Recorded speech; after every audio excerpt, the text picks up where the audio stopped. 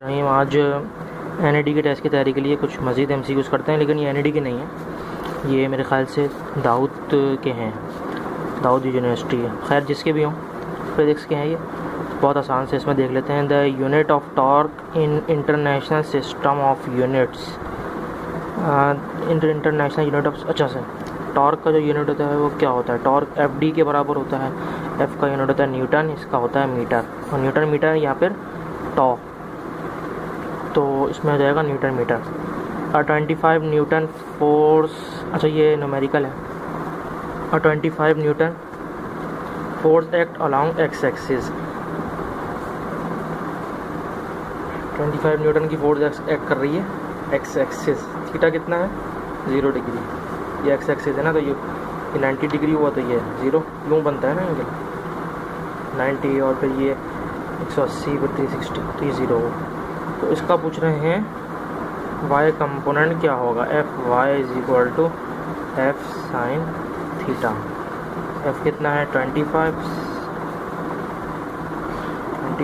Sign 0। Sign 0 कितना होता है? साइन 0 होता है 0। ये कितना हो जाएगा? 0। एफ वाई कितना है? 0।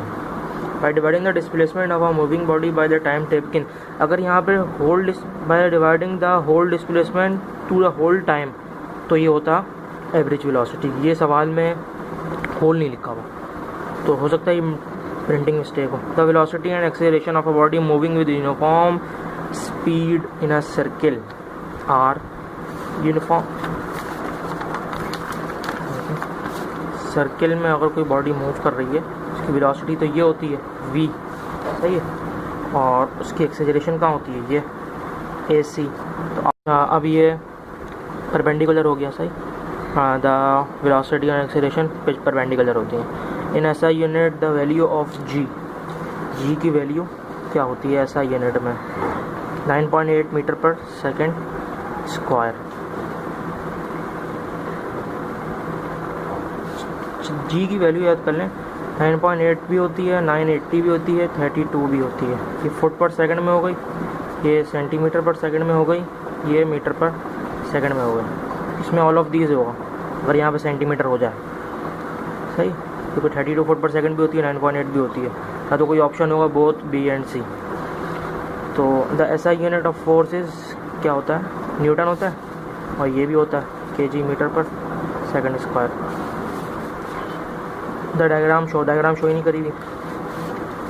Friction can be reduce by using ball bearing because they convert sliding friction into rolling friction. Sliding friction क्या होती है? इस तरह ये है, एक इसको अगर धक्का लगाएंगे, बड़ा वो रखा हुआ है ट्रंक, तो उसमें ज़्यादा फोर्स लगानी पड़ेगी बनिस्बत इसके अगर हम पहिए लगा दें।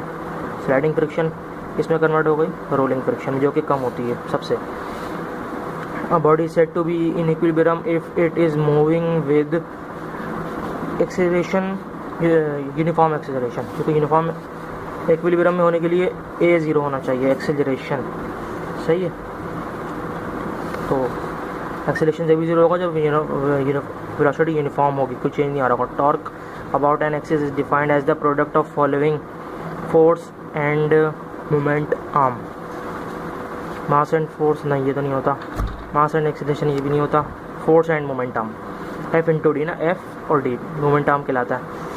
If the first condition of equilibrium the following condition is satisfy, summation of all forces is equal to 0, G is called acceleration due to gravity.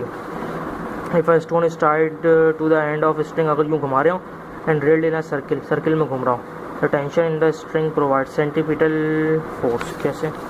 देखें, अगर हम, ये रस्सी है, सही, इससे अगर हम यूँ लटका दें कोई मास, तो टेंशन की डायरेक्शन क्या होती है? यूँ, सही। तो अगर हम यूँ पत्थर बांध के यूँ सर्किल बना रहे हैं, इस तरह ये रस्सी है मिसाल के तौर पर,